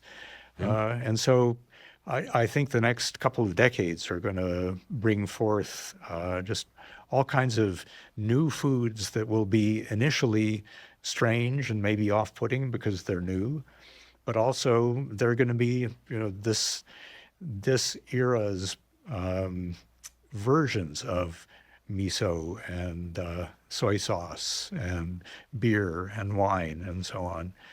So exciting times ahead. Yeah, we forget that we're still evolving. Yeah. Especially when we hear about all the problems of the world, we forget that we're still evolving, and that some of the technologies around food and drink are not just creating less healthy versions, but as you pointed out, are creating new hybrids of information, new hybrids of actual foods. It's not all about returning to ancient ways. The conversations like this of slowing down and one's intake of food and chewing and appreciating and thinking about preparation of food, not just eating out of packages, one hopes. People, I think if there's one thing that the vegans, the vegetarians, the omnivores, and the carnivores all agree on, is that eating fewer processed foods is better. That's the one thing they all seem to agree on. Yeah. I have a question about you. Actually, I have several questions about you, which is, what motivated this exploration into food and chemistry? I mean, you're taking a very different approach to all of this. I should point out that your original training at Caltech was in astronomy, then you shifted to another field, and then you ended up in this field of food science / chemistry. You know a lot about poetry. So I don't think I've ever met anyone with that background. You are clearly an N of one, as we say. What got you into this whole thing, and more importantly, perhaps, what motivates you? Like, where's the texture of interest? Yeah. Is it like to taste as many things as possible, or is it to link levels of analysis? What is it? That last question is a really good one. I'll think about that as I answer the first parts. So, I started out in love with science and with astronomy in particular, and, built a telescope, and I still look up at Orion every time it's in the sky, and the skies are clear. Went to Caltech to do astronomy, decided after a couple of years there that the physics was just not enough of a motivator for me to keep going. The physics at that point had gotten pretty hairy for me. And so I decided, I still love to look at the stars, but maybe I'm not going to do astronomy. I then looked around for other things, and the people, I had always loved the humanities, poetry and novels in particular. I was going to transfer to Stanford, actually, and my literature professors at Caltech, and there were a few, convinced me to stay. And they said, what you can do is you can stay with us, cherry pick the science, because you don't have to take as much anymore. And we'll get you a desk at the Huntington Library, the research library, and we'll give you tutorials, and we'll take care of you.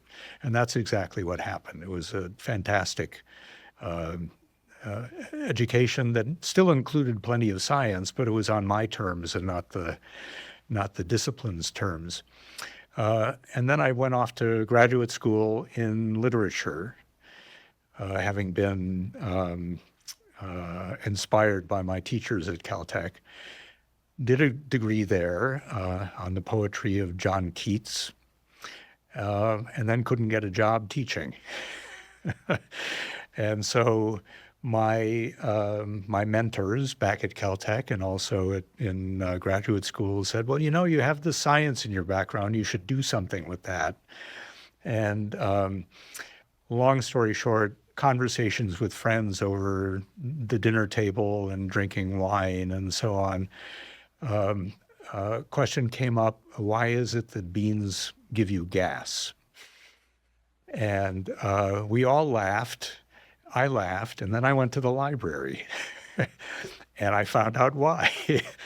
And I came back and told my friends, and we had a good laugh. And then I thought, people are interested in food, and this is kind of a fun fact about food that most people don't know. Maybe I can do this kind of thing.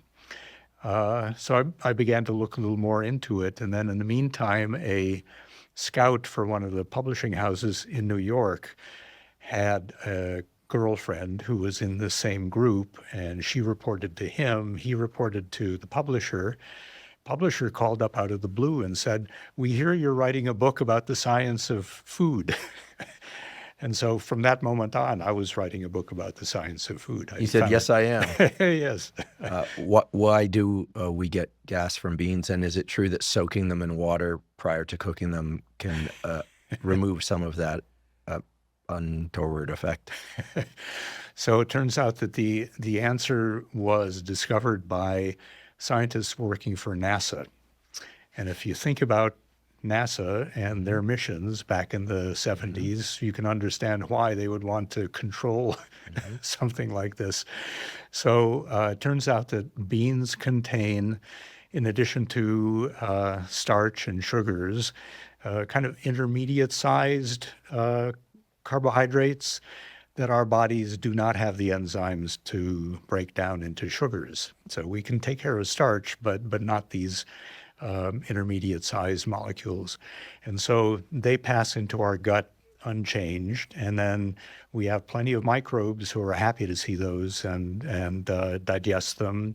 And in the process, they produce CO2 and hydrogen gas, and that's what we end up experiencing.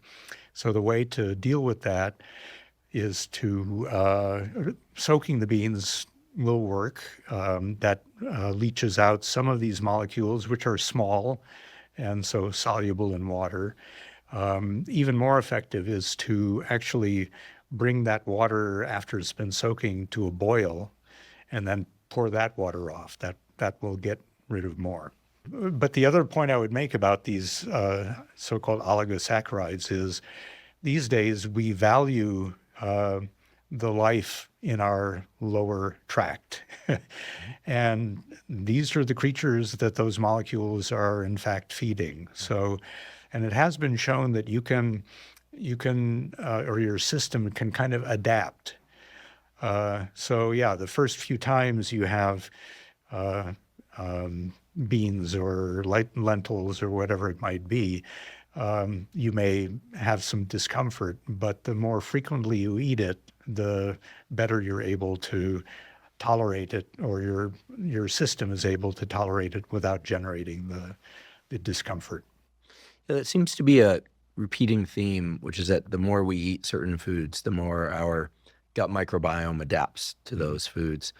I think that we're just at the beginning of understanding the gut microbiome, but it's such a key player. So what Do you make it a point to eat fermented foods, given what you know about the microbiome? What are your favorite fermented foods or drinks? Yeah. I have learned to like kimchi. So that was not initially a food that I sought out, but I've really come to like it. And that may really be the only unusual fermented food that I seek out. I mean, I love fruits and vegetables and legumes and eat lots of those and kind of figure that, things will take care of themselves down there for the most part. But kimchi is something I've come to love. Yeah, I haven't quite gotten to the kimchi thing. I think it's because a few years ago I brought it into my lab when I was in San Diego, and my entire lab complained, except one person, my Korean student, who absolutely loved it. So I think some of these things are acquired early in life. Right? And that's a question I was going to ask earlier. Do you think that when young kids in particular, like, don't want broccoli, or they don't want certain foods, that it's reflecting an actual real aversion that's based on something important about their chemistry? Yeah. So again, I don't think the literature is clear, but my sense, based on having had a couple of kids go through this and just thinking it through, I think what's going on is that kids have a heightened sense of taste and smell. And very early in development, they're omnivorous. They'll put anything in their mouths. Then at a certain point, they become much more conservative, and I think also much more sensitive to nuances, the sulfurousness of broccoli and that kind of thing.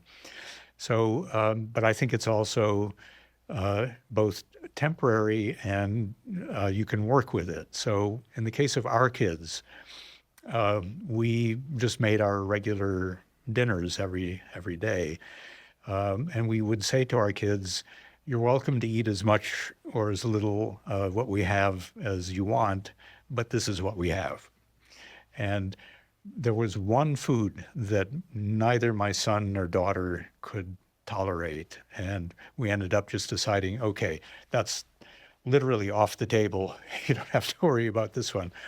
And it was amaranth leaves. Whoa. Which I was growing in the garden because, I'm trying to learn about everything, and they're interesting. But they have a very particular texture, and it was the texture that they just, it made them gag.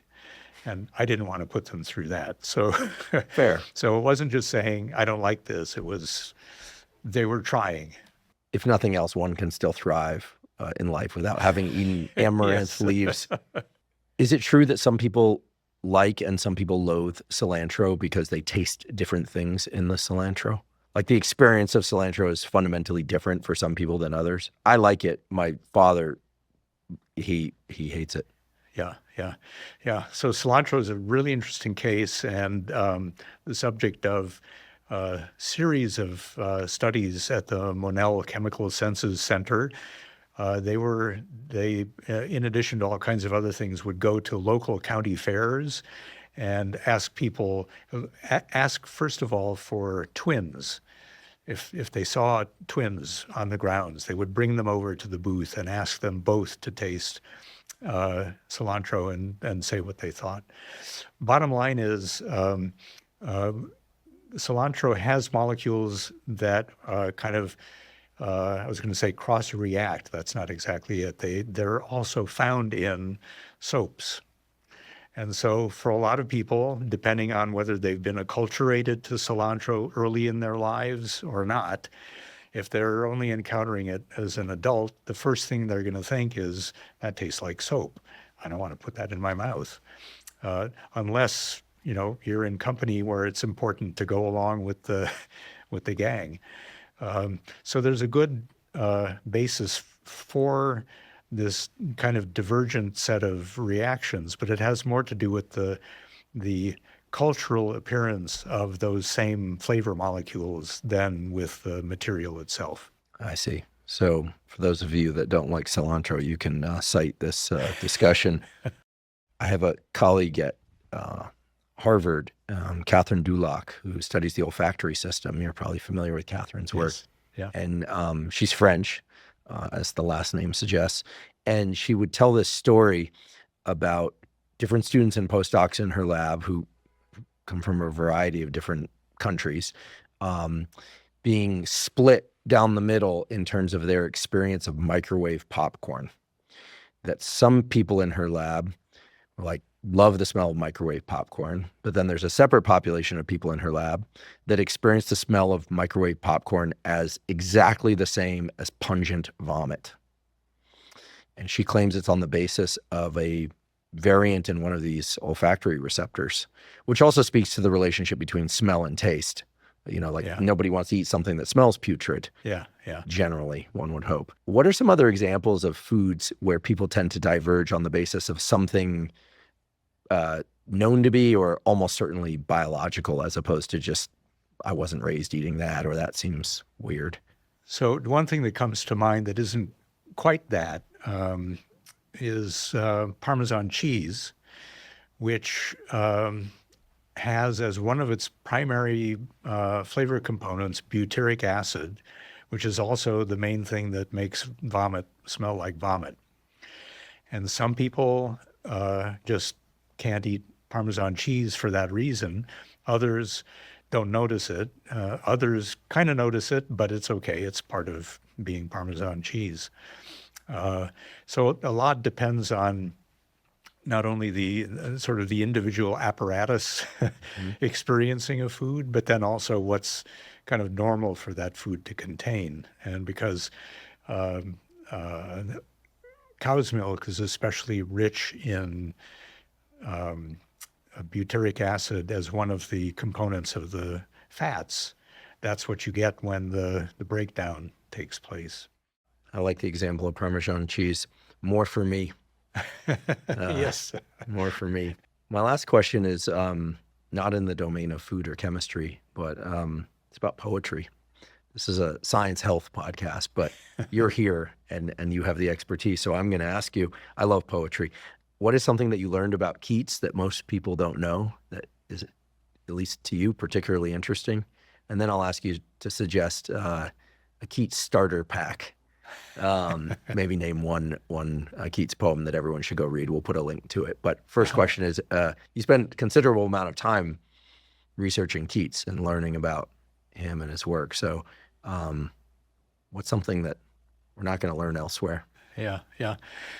I think one of the most important things about his development and the reason that he wrote the kind of poetry he did, which was often concerned with death, eventually, ultimately, is that he started out life as a medical student.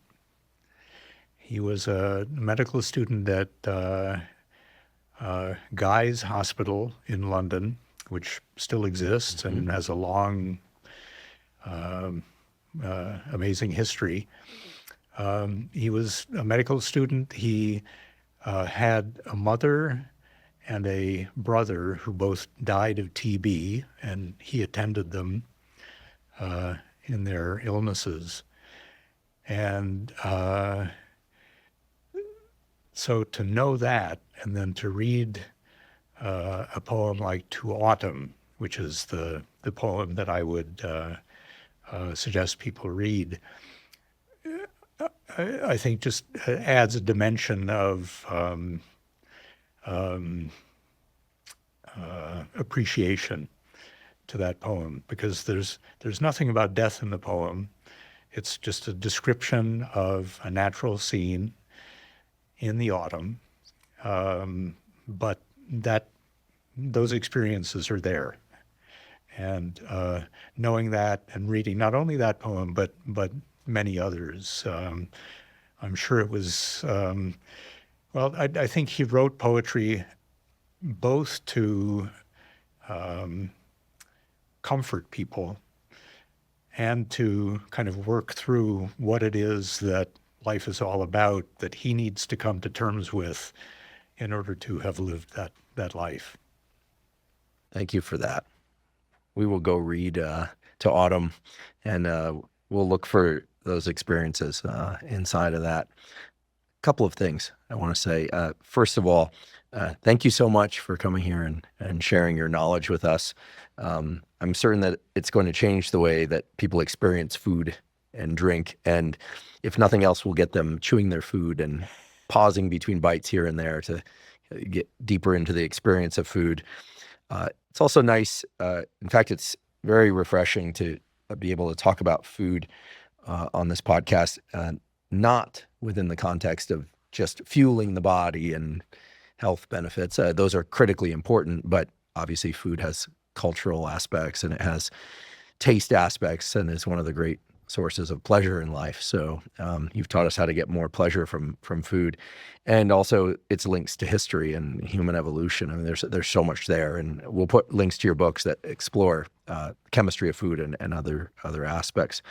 I also I want to thank you because whether you intended to or not, you're a wonderful example of how somebody follows their interests and blends them, and how talking about your interests with people can help you get opportunities to get paid to do what you do. People often wonder, how do I take my varied interests and put them into something, and they'll try and like thread the needle from this to that. And I'm not going to make up a story here, but what I gathered was that just by being you and being open-minded and answering questions when people ask, that you've been able to braid together your interests in a way that's allowed you to have a very unique career that's very impactful. Your books have been read by so many people, and this conversation will be heard by so many people. So thank you for that. It's a reminder to just be oneself, and things generally work out.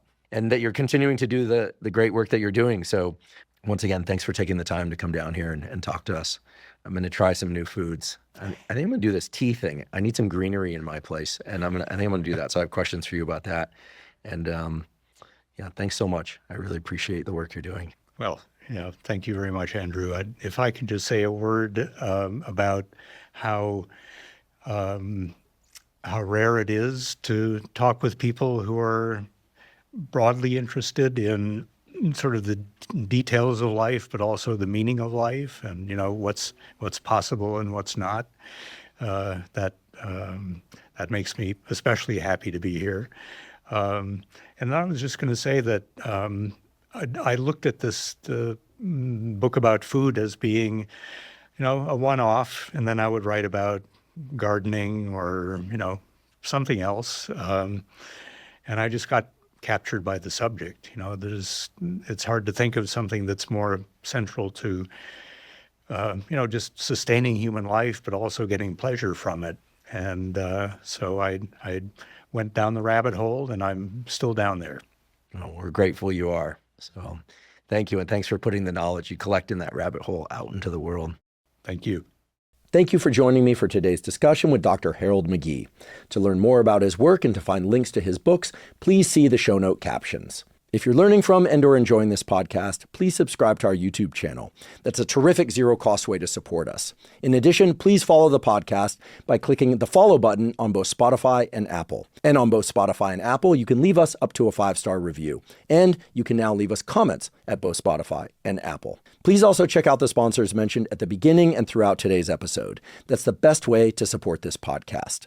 If you have questions for me or comments about the podcast, or guests or topics that you'd like me to consider for the Huberman Lab podcast, please put those in the comments section on YouTube. I do read all the comments. For those of you that haven't heard, I have a new book coming out. It's my very first book. It's entitled Protocols, an Operating Manual for the Human Body. This is a book that I've been working on for more than 5 years, and that's based on more than 30 years of research and experience. And it covers protocols for everything from sleep to exercise to stress control, protocols related to focus and motivation. And of course, I provide the scientific substantiation for the protocols that are included. The book is now available by pre-sale at protocolsbook.com. There you can find links to various vendors. You can pick the one that you like best. Again, the book is called Protocols, an Operating Manual for the Human Body. And if you're not already following me on social media,